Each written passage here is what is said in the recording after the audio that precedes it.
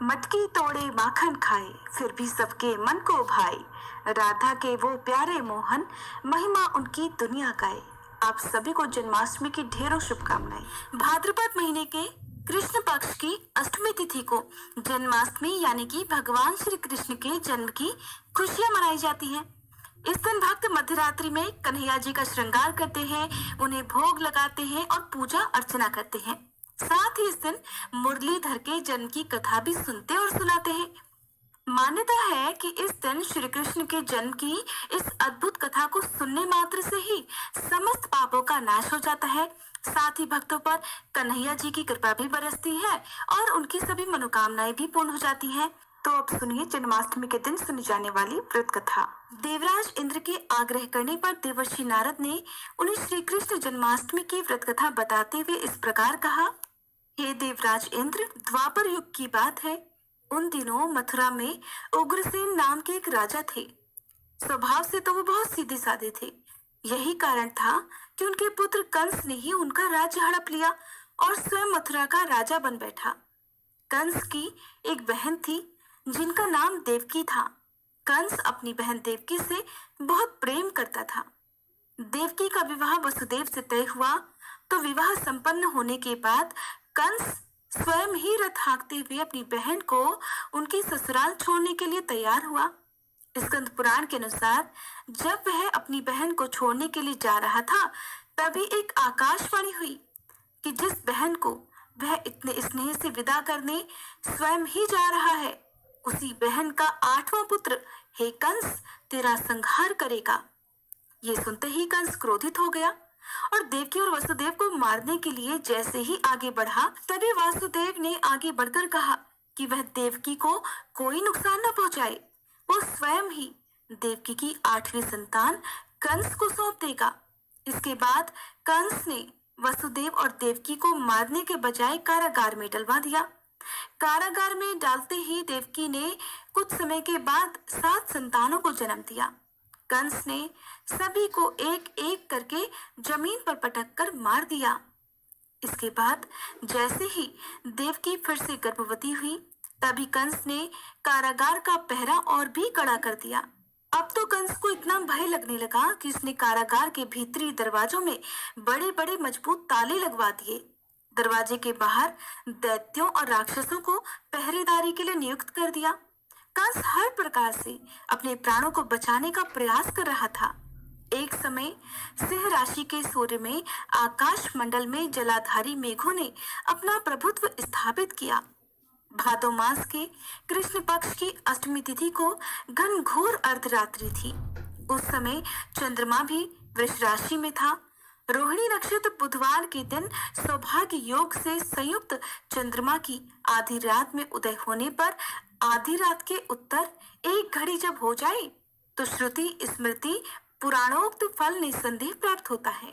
इस प्रकार बताते हुए देवर्षि नारद ने देवराज इंद्र से कहा, ऐसे विजय नामक शुभ मुहूर्त में श्री कृष्ण का जन्म हुआ और श्री कृष्ण के प्रभाव से उसी क्षण कारागार के दरवाजे स्वयं खुलते चले गए। द्वार पर पहरा देने वाले पहरेदार राक्षस सभी मूर्छित हो गए।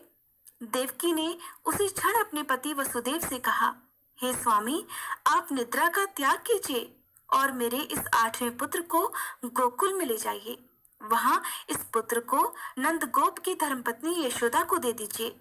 उस समय यमुना जी अपने पूरे उफान पर थी। यमुना जी में भीषण बाढ़ आई हुई थी, किंतु जब वसुदेव जी बालक कृष्ण को एक सूप में लेकर यमुना जी को पार करने के लिए यमुना जी में उतरे, तो उसी क्षण कान्हा जी के चरणों का स्पर्श होते ही यमुना जी अपने पूर्व स्थिर रूप में आ गई। किसी प्रकार वसुदेव जी गोकुल पहुंचे और नंद बाबा के घर में प्रवेश करके उन्होंने अपना पुत्र तत्काल उन्हें दे दिया। उस समय यशोदा मैया गहरी नींद में थी, तो उन्होंने नवजात कन्या को उनके पास से उठाया और अपना पुत्र नवजात कन्या की जगह पर रख दिया और वापस मथुरा में लौट आए। प्रातःकाल होने पर जब सभी राक्षस पहरेदार निद्रा से जागे, तो कंस ने द्वारपालों से पूछा कि अब देवकी के गर्भ से क्या हुआ, इस बात का पता लगाकर मुझे बताओ।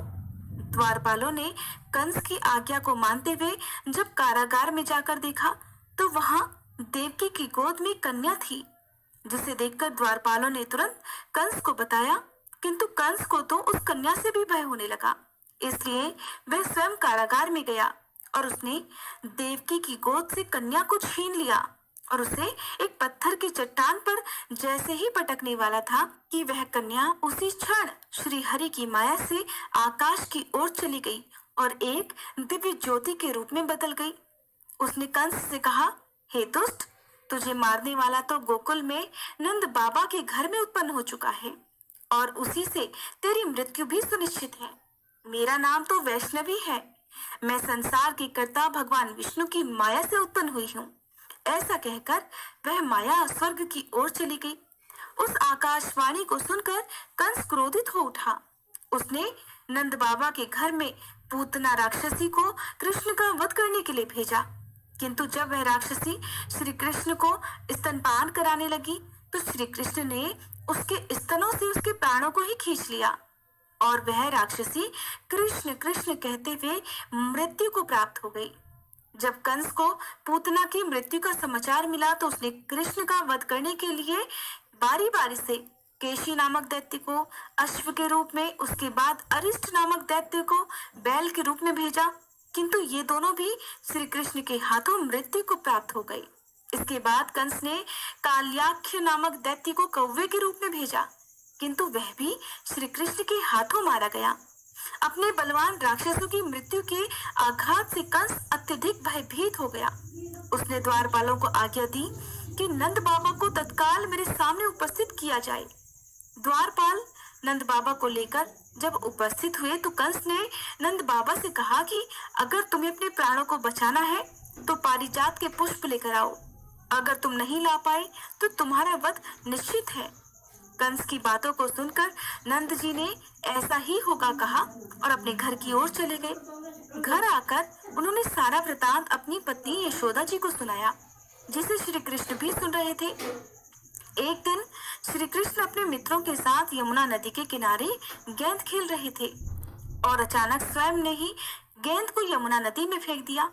यमुना में गेंद फेंकने का मुख्य उद्देश्य यही था कि वे किसी भी प्रकार पारिजात पुष्पों को तोड़ कर ले आए।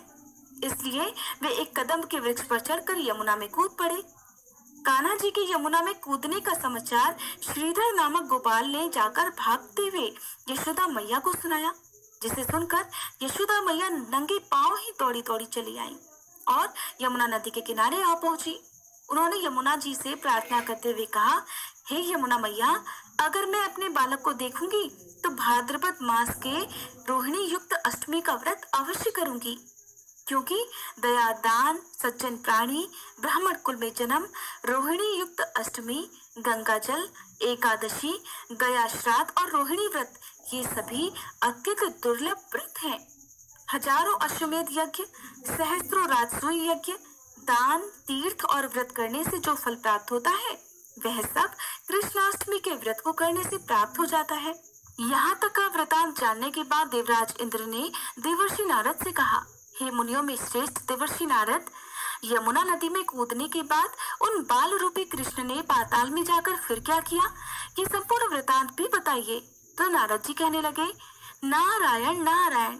हे इंद्र, पाताल में उस बालक से नागराज की पत्नी ने कहा कि तुम यहाँ क्या कर रहे हो, कहाँ से आए हो और यहाँ आने का क्या प्रयोजन है। अगर तुम्हें कुछ चाहिए तो ये कंगन, मुकुट और मणियों का हार लेकर अपने घर वापस चले जाओ, क्योंकि इस समय मेरे स्वामी शयन कर रहे हैं। अगर वे उठ गए तो फिर तुम्हें डस लेंगे। नाग पत्नी की बातें सुनकर श्री कृष्ण कहने लगे, हे कांते, मैं किस प्रयोजन से यहाँ आया हूँ वह वृतांत भी मैं तुम्हें सुनाता हूँ। समझ लो, मैं कालिया नाग के मस्तक को कंस के साथ द्यूत में हार चुका हूँ और वही लेने में यहाँ आया हूँ। बालक कृष्ण की इस बात को सुनकर नाग पत्नी अत्यंत क्रोधित हो उठी और अपने सोए हुए पति को उठाते हुए कहने लगी, हे स्वामी, आपके घर ये शत्रु आया है, इसलिए अब आप इसका हनन कीजिए। अपने स्वामिनी की बात सुनकर कालिया नाग अपनी निद्रा को त्याग कर जाग पड़ा और बालक कृष्ण से युद्ध करने लगा। कुछ देर तक युद्ध करने के बाद श्री कृष्ण ने कालिया नाग को इस युद्ध में पराजित कर दिया। अब कालिया नाग ने भी भली भांति जान लिया कि मैं जिनसे युद्ध कर रहा हूँ वे तो साक्षात भगवान श्री हरि के अवतार श्री कृष्ण ही है। इसलिए उन्होंने श्री कृष्ण के चरणों में साष्टांग प्रणाम किया और पारिजात से उत्पन्न बहुत से पुष्पों को मुकुट में रखकर श्री कृष्ण को भेंट दे दिया। जब श्री कृष्ण चलने को तैयार हुए तो कालिया नाग की पत्नी कहने लगी, हे स्वामी, मैं कृष्ण को नहीं जान पाई। हे जनार्दन, मंत्र रहित, क्रिया रहित, भक्ति भाव रहित मेरी रक्षा कीजिए। हे प्रभु, मेरे स्वामी मुझे वापस दे दीजिए। तब श्री कृष्ण कहने लगे, हे सर्पणी, दैत्यों में जो सबसे बलवान है उस कंस के सामने मैं तेरे पति को ले जाकर छोड़ दूंगा, नहीं तो तुम अपने घर को चली जाओ। अब श्री कृष्ण कालिया नाग के फन पर नृत्य करते हुए यमुना जी के ऊपर आ गए। फिर कालिया की फुंकार से तीनों लोग कंपायमान हो गए। अब कृष्ण कंस की मथुरा नगरी को चल दिए। वहां कमल पुष्पों को देखकर यमुना जी के मध्य जलाशय में वह कालिया सर्प भी चला गया। इधर कंस भी हैरान हो गया और श्री कृष्ण प्रसन्न होकर गोकुल वापस लौट आए। उनकी गोकुल वापस लौटकर आने पर उनकी मैया यशोदा ने तरह तरह के उत्सव किए। अब देवराज इंद्र ने देवर्षि नारद से फिर पूछा, हे महामुने, संसार के प्राणी बालक श्री कृष्ण के आने पर अत्यधिक आनंदित हुए। आखिर श्री कृष्ण ने क्या क्या चरित्र किया, क्या क्या लीलाएं दिखाई, वह सभी आप मुझे बताने की कृपा कीजिए। तब देवर्षि नारद ने देवराज से कहा, हे देवराज, मन को हरने वाला मथुरा नगर यमुना नदी के दक्षिण भाग में स्थित है। वहां कंस का महाबलशाली भाई चाणूर रहता था। उस चाणूर से श्री कृष्ण के मल्ल युद्ध की घोषणा की गई। हे इंद्र, श्री कृष्ण और चाणूर का मल्ल युद्ध अत्यंत आश्चर्यजनक था। चाणूर की अपेक्षा कृष्ण बाल रूप में भी थे। भैरी शंख और मृदंग के शब्दों के साथ कंस और केशी इस युद्ध को मथुरा की जनसभा के बीच में देख रहे थे।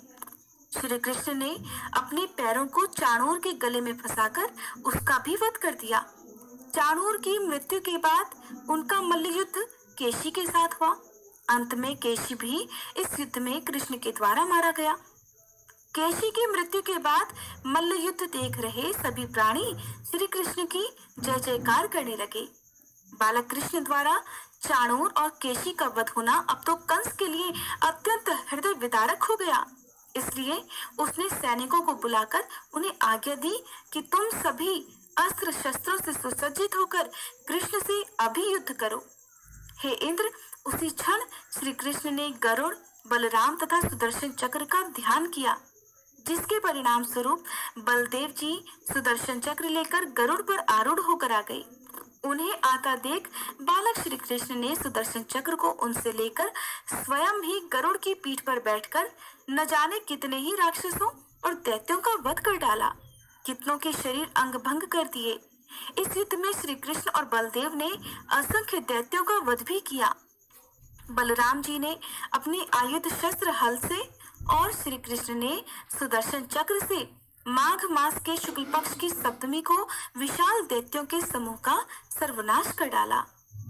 जब अंत में केवल दुराचारी कंस ही बचा रह गया तो श्री कृष्ण कहने लगे, हे दुष्ट अधर्मी दुराचारी, अब मैं इस महायुद्ध स्थल पर तुझसे युद्ध कर तेरा वध कर इस संसार को तुझसे मुक्त कराऊंगा।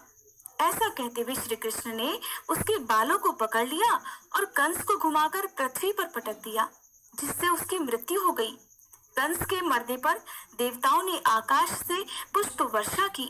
जय श्री कृष्णा। ये थी श्री कृष्ण जन्माष्टमी की संपूर्ण व्रत कथा।